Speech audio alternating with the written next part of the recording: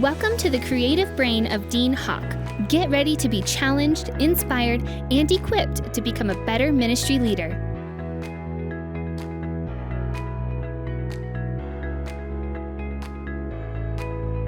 Hey, this is Dean. Welcome to our podcast today. I hope that your summer is off to a great start.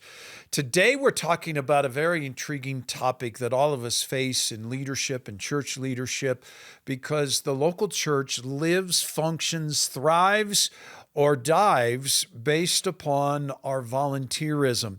And today I want to talk about volunteer fatigue. What do we do how do we lead volunteers without draining them? What do we do when faithful people start running on empty? And healthy ministries don't just utilize volunteers. We should be building our volunteers, caring for them, and sustaining them. And it matters because volunteers, I don't know about your church, but at pretty much every church I know of, volunteers are the heartbeat of the house. And we're not called to build ministries on the backs of exhausted people. And if your ministry only works when people overwork, then it doesn't work. And all of us are probably guilty of having those exceptional volunteers. They're always ready, they're always willing. And when we get in a pinch, we tend to lean on them. But we can burn our volunteers out. We can overuse them. And there's some strategies that I want to share today. And so first off, let's identify what volunteer fatigue looks like. It's that gradual loss of energy, joy, and capacity to serve caused by prolonged demand without adequate rest, support, or renewal. Too many times we treat our volunteers as Energizer bunnies that just keep going and going and going. But what volunteer fatigue looks like is when willing people slowly become weary people. I'm going to say that again. Willing people become weary people. And volunteer fatigue happens when those demands of serving consistently exceed a person's emotional capacity, their physical capacity, their spiritual capacity, or all three of those combined. And so it's not just a state of being tired, it's a state of where people continue to serve, but with decreased joy, with diminished strength. And then there's this growing sense of pressure instead of purpose. They're not serving out of a purposeful heart. They're serving out of the I shoulds. I feel pressured to. And it's not that they don't love the mission anymore. It's they just don't have anything left to give. Their tanks are empty. And so volunteer fatigue it's a slow drift from that place of passion where I want to serve to that place of pressure where I feel like I should serve. I'm obligated to serve. And so recognizing volunteer fatigue before it costs you is pivotal, because volunteer fatigue doesn't usually show up with an announcement. It shows up in the subtle shifts. And people, I cannot remember in years and years of ministry of anyone walking in and saying, "Pastor, I'm burned out. I don't want to volunteer anymore." But they begin to slowly drift, disconnect, and fade. And let me give you a few symptoms of what volunteer fatigue looks like. So the first one is this: the slow yes becomes a hesitant maybe. They used to jump in quickly, and now it's like, well, let me check my schedule. I'm not sure this week. And fatigue shows up first and foremost in hesitation. If someone is hesitating in volunteering, they might be on the edge of volunteer fatigue. Number two, that joy turns into an obligation. They're still serving, but something has shifted. There's less smiling, there's less energy. It feels more like checking the box. And when the joy leaves, burnout is already knocking on their door. Thirdly, inconsistency starts to show up. You'll see them, we use Planning Center, and people will accept or deny. There's more last minute cancellations. There's more missed Sundays. There's more excuses. Well, something came up. And this isn't always a discipline issue. It's often a capacity issue. The fourth one is a relational disengagement. This one is big and it's often missed. What happens is people stop hanging around after serving. There's that community spirit has gone. There's less conversation. There's less connection with the team. And what happens is people disconnect relationally before they disconnect positionally. So when you see them showing up late, and then as soon as the service is over, as soon as they're done serving, they're putting their lanyard, their badge up, and man, they're bolting for the door. The fifth symptom is irritability or sensitivity in small things. Things that never used to bother them now seem to do so. They get easily frustrated. Their responses are short and quip. They seem to take things personally. And what happens is fatigue is lowering their emotional margin. And so we see them become a little short. Number 6, they stop going above and beyond. They used to be the one that stayed late. They're helping others. They step in where needed. Now they're doing only what's required. They leave immediately. And here's what it is. It's not laziness. It's depletion. It's not a loss of passion for the cause, but they're feeling like their tank is running on empty. And number 7 is the loss of initiative. They're no longer bringing ideas to the table. They're not offering suggestions.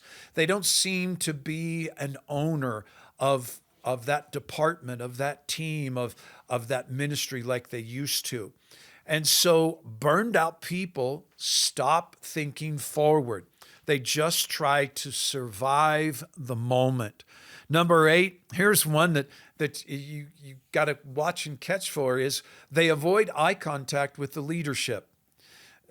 They slip in and out quietly. They don't engage like they used to because internally they're thinking, I know I can't keep doing this and I don't know how to say it. I don't know how to step back.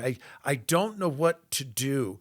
And so you'll see it that they'll try and disengage from the leadership so that they can't be asked to do more or to assist more. Number 9, life language starts to change. What does that mean? Well, listen to their words. You'll hear phrases like, I'm just really tired lately. This season is a lot for me. I've got a lot going on right now.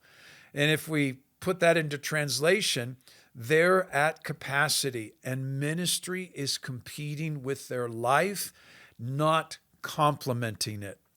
It's competing, not complementing. And then number 10, the final stage is they just flat disappear. No warning, no big conversation. They just step down, stop showing up, quietly move on. And then we in the leadership seat, we go, oh, I didn't see that coming. When the truth is the signs were there, we just didn't recognize them. And something we've experienced here at Rock is people that have overcommitted, don't know how to get out of that commitment. And we have literally had people stop coming to church because they didn't know how to take a break or step down from the area of ministry they were involved in.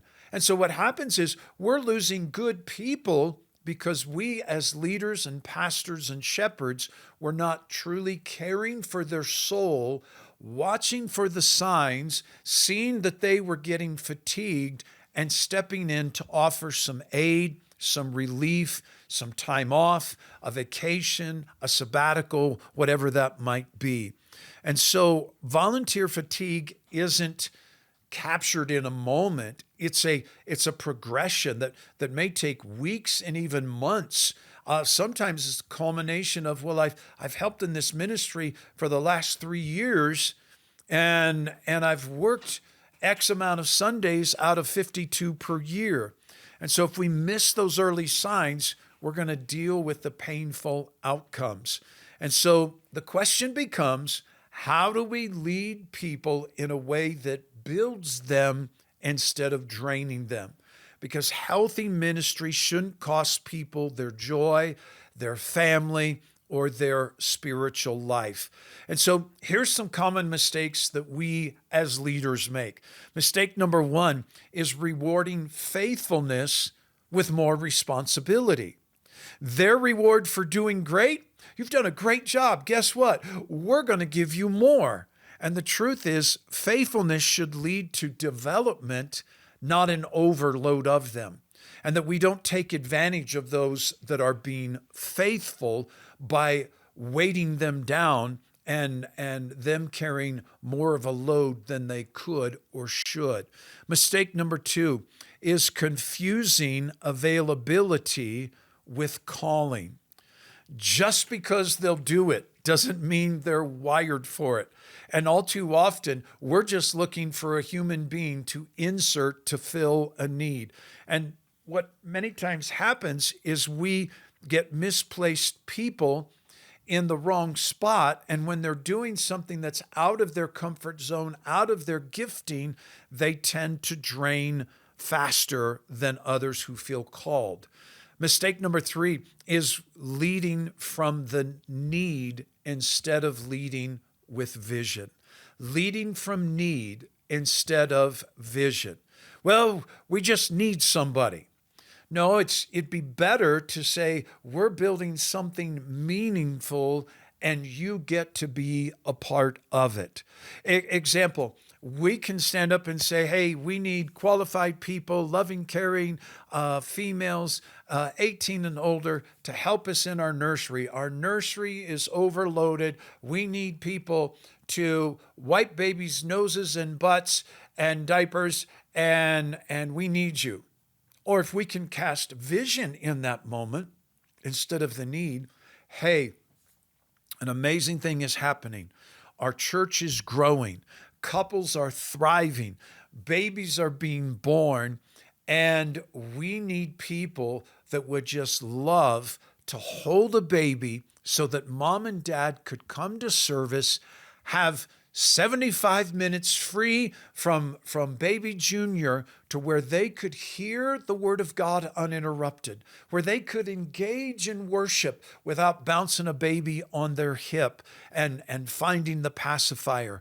Would you be willing to give parents a break, to give babies that first taste of the God kind of love as you hold them and pray for them and release God's power and presence into their life as you rock them in the chair? That's a vision casting moment rather than a need-based moment. Mistake number 4, we're all guilty of this.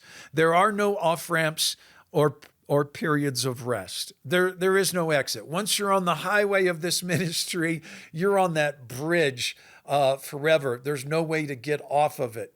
And we don't give them breaks. There's no rotations. There's no Sabbath rhythm.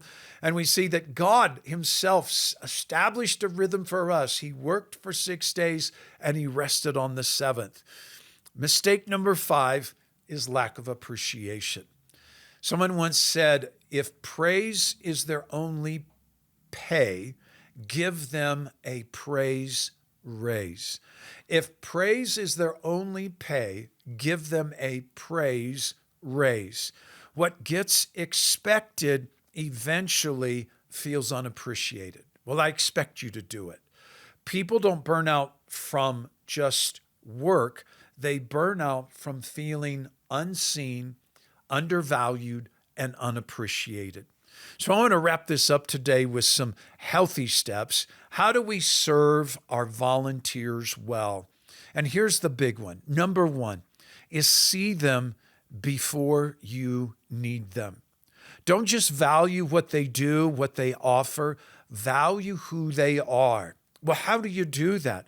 That means getting to know them, knowing their story, knowing the season of life that they're in, knowing and understanding their limits, because people are not tools, they're literal treasures that God has given to our churches to help us fulfill the call and the ministry that God has given to us.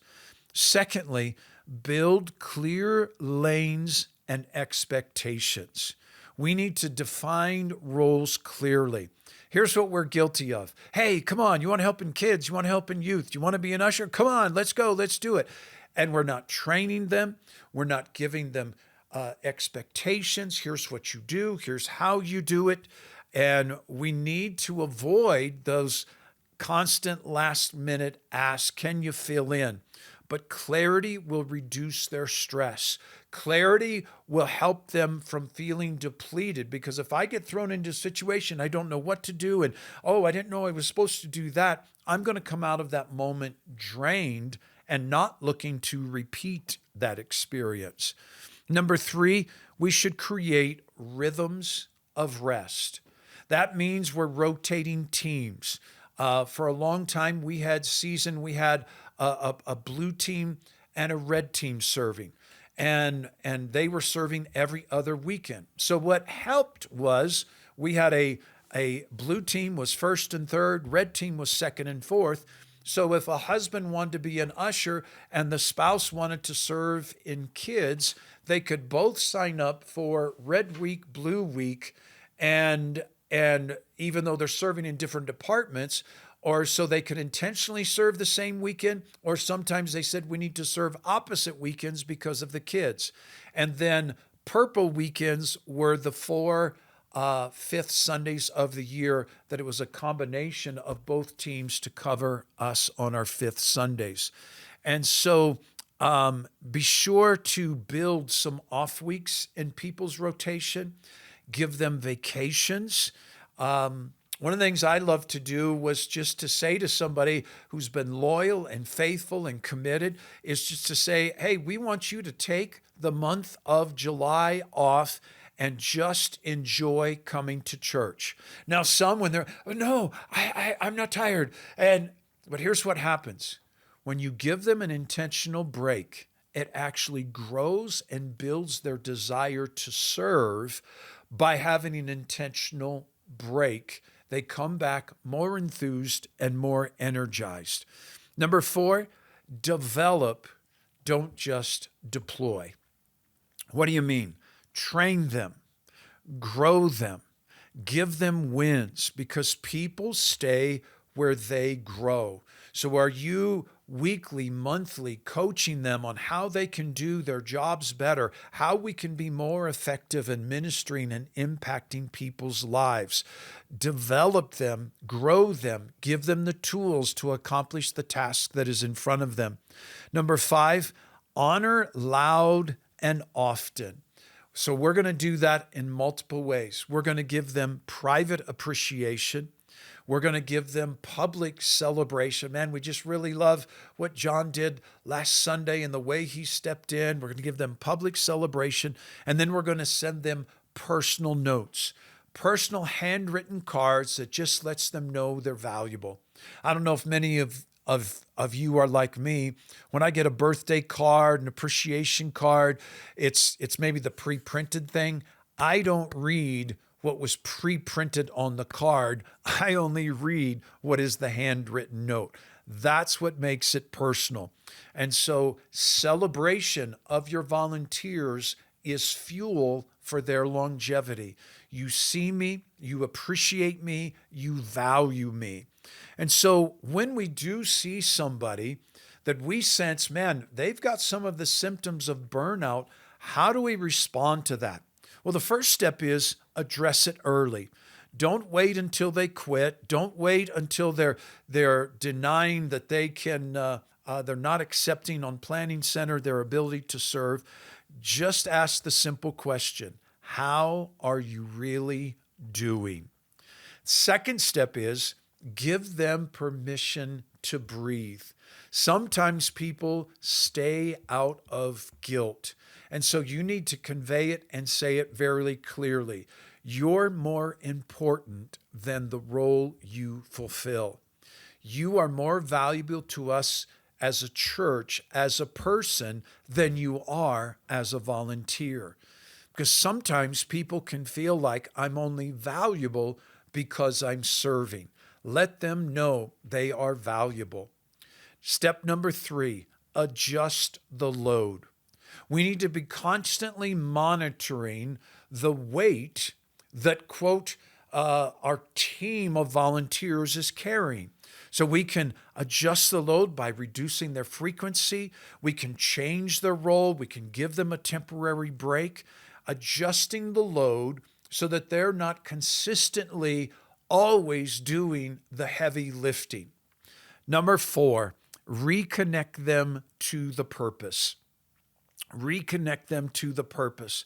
Burnout often comes from disconnection, not just overwork. So we need to remind them, why does this matter? Who is this impacting, and how are we making a difference? And so as we build a healthy volunteer culture, you don't just fix burnout with a break, we fix it with a healthy volunteer culture, a culture that is known and marked by letting our volunteers know it's okay to say no. You're not going to be condemned, put down, made to feel guilty. We want a culture that our volunteers know that rest is normal and that's not a weakness. And we want a culture where leaders check in, not just check performance. How are you really doing? Before or after that service, that team lead is asking and monitoring and getting a pulse of where their team is at.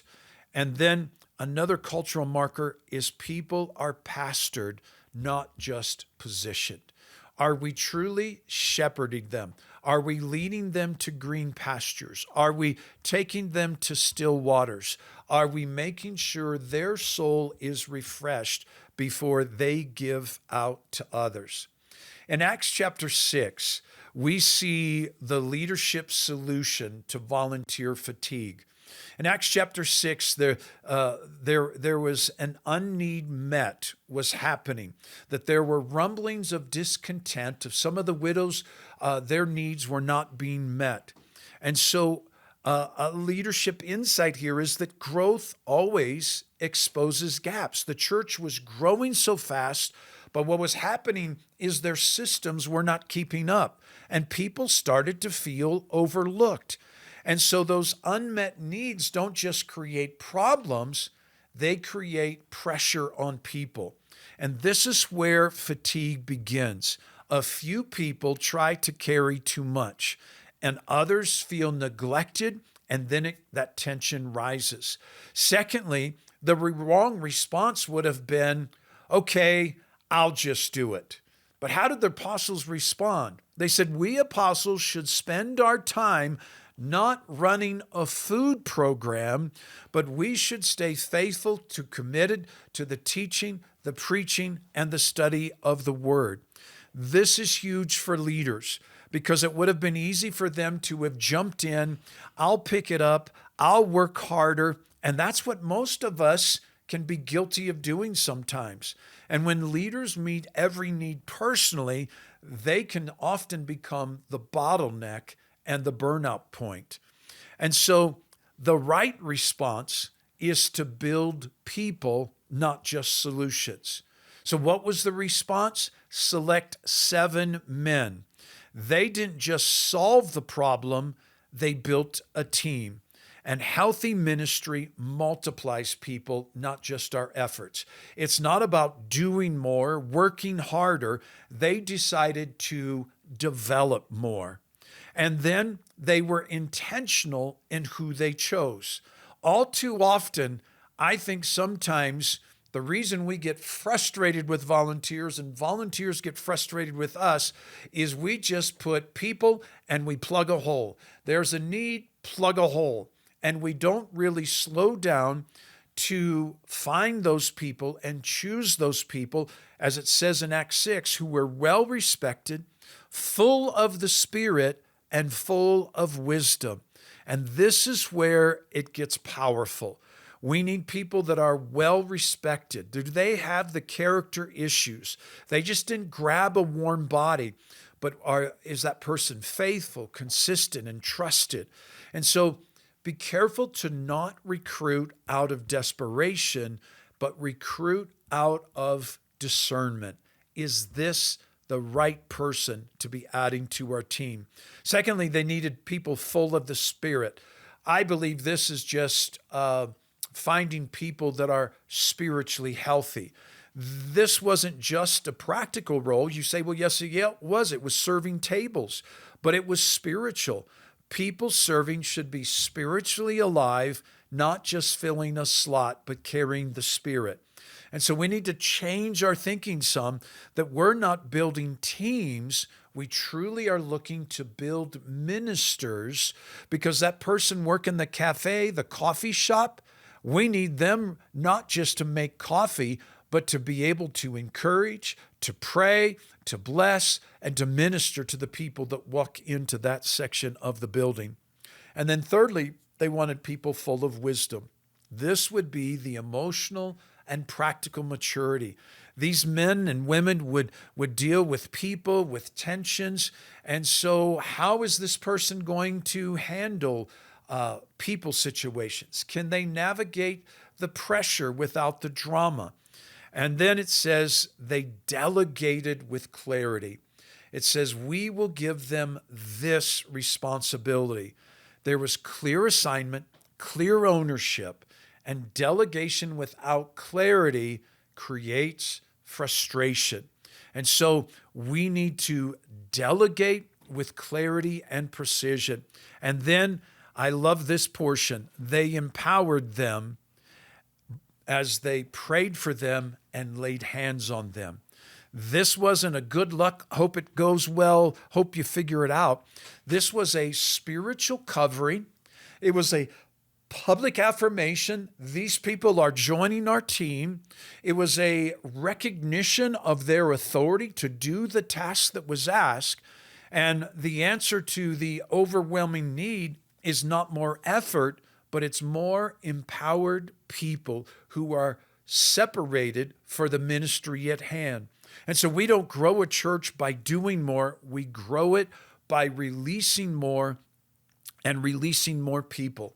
And how significant would it be when a new team member, a new preschool volunteer comes on the team on a Sunday morning, and in that pre-service huddle, the people gather around and we say, hey, this is Sarah.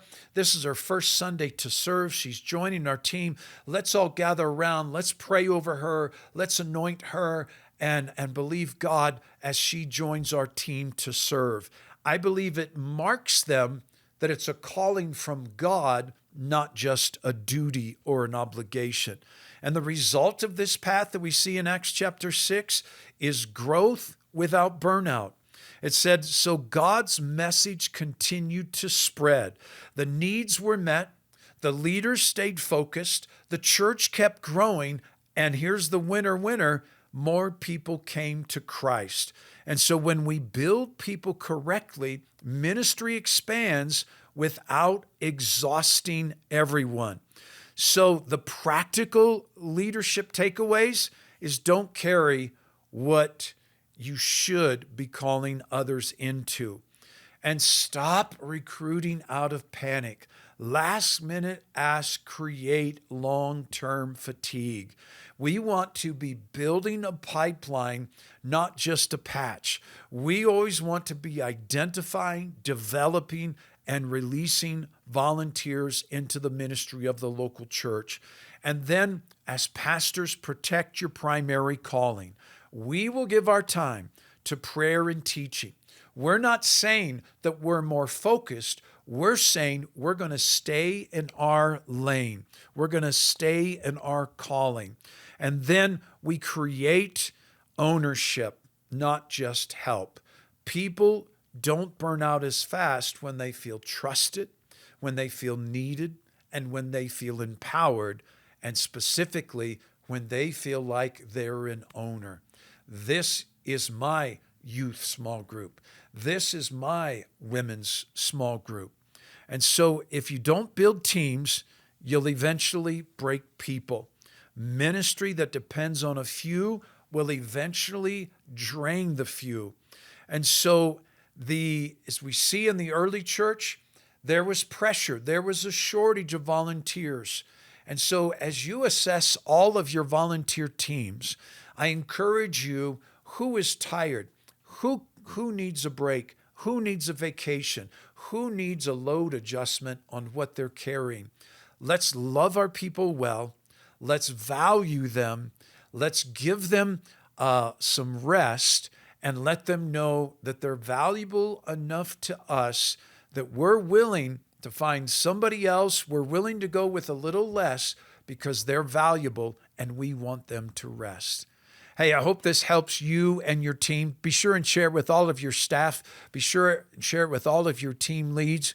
And as always, you can check out all of our resources, other podcasts at deanhawk.com. We're on Spotify. We're on iTunes. And if you enjoyed this, if this helped you, please share it with a pastor or ministry friend. God bless you guys. I pray you have an amazing summer. Thank you for joining us today. For a free sermon series and teaching outlines by Pastor Dean, visit us at deanhawk.com. Be sure and join us next month as we continue our growth on leadership.